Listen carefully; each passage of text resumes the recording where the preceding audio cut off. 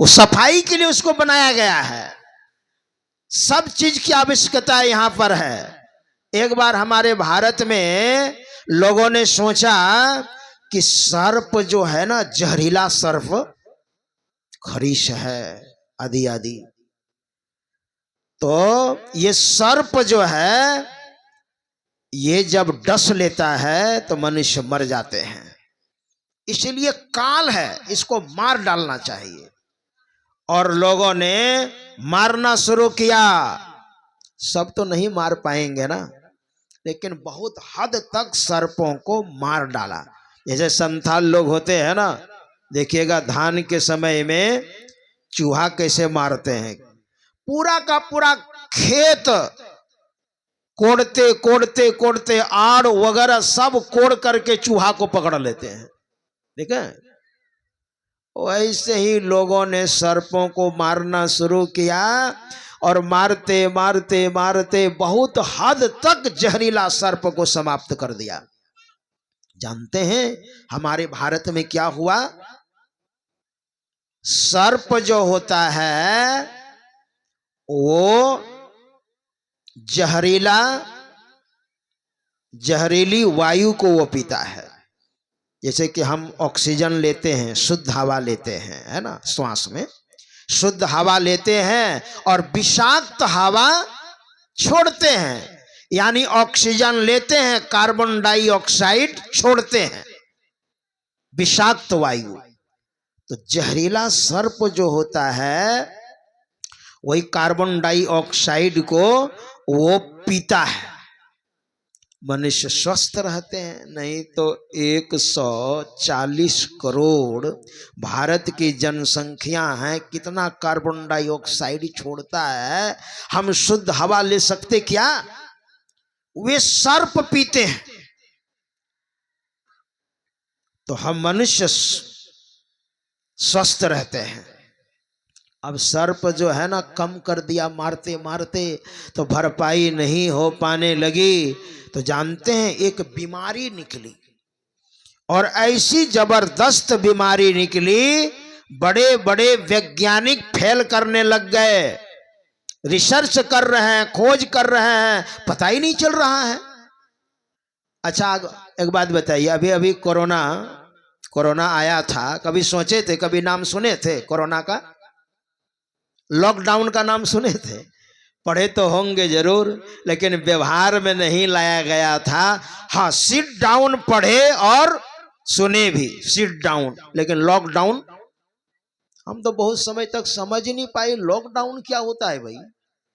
वो ताला बंद था तो कहा लॉकडाउन, यानी भीतर में रहिए आप, और बाहर निकलिए तो पुलिस की लाठी खाइए, है ना।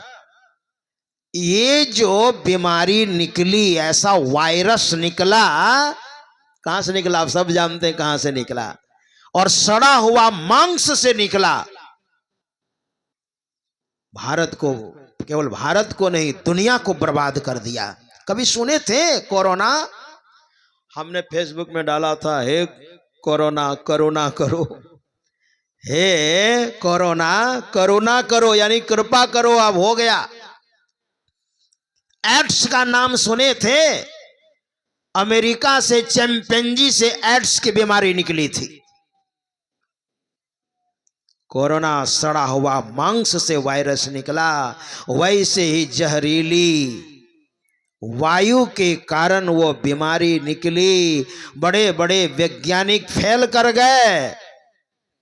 बहुत खोज करते करते करते पता चला, अरे हाँ, जो जहरीला सर्प को भारत की जनता ने मारते मारते बहुत हद तक कम कर दिया, और मनुष्य जो विषाक्त वायु छोड़ते हैं, अब कम मात्रा में सर्प रह गए हैं, वो भरपाई नहीं कर पाते हैं। तो जानते क्या हुआ? विदेश से जहरीला सर्प लाया गया और हमारे भारत में फिर छोड़ा गया जहरीला सर्प, और धीरे धीरे वो बीमारी खत्म हुई, है ना। वो जहरीली वायु जो है वो सर्प भक्षण किया करता है, तब वो धीरे धीरे बीमारी ठीक हुई। लोग तर्क देता है किस लिए बना है, नहीं तर्क मत दीजिए। आध्यात्मिकता आपके अंदर हो, श्रद्धा हो। महाराज युधिष्ठिर कहते हैं तर्को प्रतिष्ठा, तर्क की कोई अपनी प्रतिष्ठा नहीं है। श्रुतयो विभिन्ना, अच्छा श्रुतियां भी अनेक हैं, अब वेद भी एक नहीं है। ऋग वेद, यजुर्वेद, सामवेद, अथर्ववेद, और चारों वेद के 4 उपवेद भी हैं। आयुर्वेदम, धनुर्वेदम, गांधर्वम वेदमात्मनः, स्थापत्यम च सृजद वेदम, कर्मात् पूर्वादिभिर्मुखे। 4 वेद है, 4 उपवेद हैं, और शास्त्र भी एक नहीं है, 6 शास्त्र है। कल थोड़ा सा उल्लेख मैंने किया था, महर्षि कणाद का वैशेषिक शास्त्र, महर्षि कपिल का सांख्य शास्त्र, महर्षि गौतम का न्याय शास्त्र, महर्षि पतंजलि का योग दर्शन, योग शास्त्र, महर्षि जैमिनी का मीमांसा शास्त्र, महर्षि वेदव्यास का वेदांत दर्शन। शास्त्र भी एक नहीं है, श्रुतयो विभिन्नः, और पुराण भी एक नहीं है। 18 पुराण हमारे यहाँ है। गरुड़ पुराण पढ़िए, गरुड़ भगवान ही सबसे श्रेष्ठ है। विष्णु पुराण पढ़िए, भगवान विष्णु ही सबसे श्रेष्ठ है। शिव पुराण पढ़िए, भगवान शंकर ही सबसे श्रेष्ठ है। मतलब जिस पुराण को पढ़िएगा वही पुराण सबसे श्रेष्ठ है। श्रुतयो विभिन्नः, कैसे पता चलेगा कौन सा श्रेष्ठ रास्ता है? नाना मार्गेस्तु दुष्प्रापम कैवल्यम परमं पदम, पतिता शास्त्र जालेषु प्रज्ञा तेन मोहिता। और नाना मार्गों से वह परम पिता परमात्मा दुष्प्राप्य है, नहीं प्राप्त कर सकते हैं। जिनकी बुद्धि शास्त्रों में उलझ गई है, उनकी बुद्धि तो पतित हो गई है, निर्लज्ज हो गई है। वो निर्णय नहीं कर पाते कौन सा रास्ता सही है। श्रुतयो विभिन्नः। युधिष्ठिर महाराज कहते हैं, हे यक्ष नैको ऋषिर यस्य मतम प्रमाणम, और ऋषि भी एक नहीं है जिसका मत प्रमाण माना जाए कि इन्होंने जो कहा वो बिल्कुल सही कहा। कैसे पता चलेगा? ऋषि भी तो एक नहीं है। मरीचि, अत्रि, अंगिरा, पुलस्त्य, पुलह, कृतु, भृगु, वशिष्ठ, दक्ष, नारद, और श्रीमद् भागवत में सप्तऋषि का वर्णन अलग है और अन्य ग्रंथों में अलग है। श्रीमद् भागवत आप पढ़िए, जिसमें 18,000 श्लोक है, उसमें सप्तऋषि की गणना अलग है।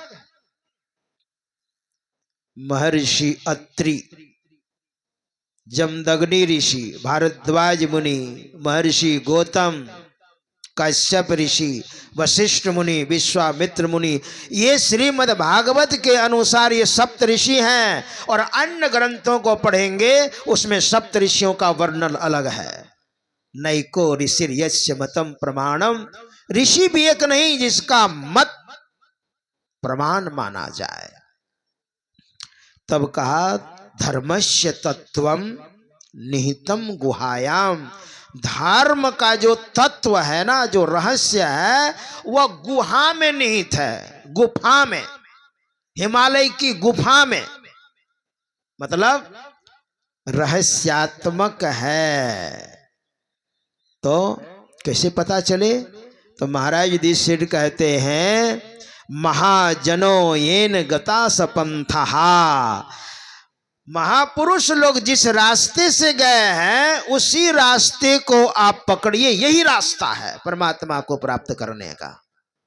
हमारे परमाराध्य श्री सदगुरु महाराज जिनका विग्रह स्वरूप आपके सामने में है, इन्होंने गुफा में 18-19 महीनों तक साधना की और जो मंत्र हम लोग इस्तेमाल करते हैं, व्यवहार में लाते हैं, भजन करते हैं, उस मंत्र को सिद्ध किया।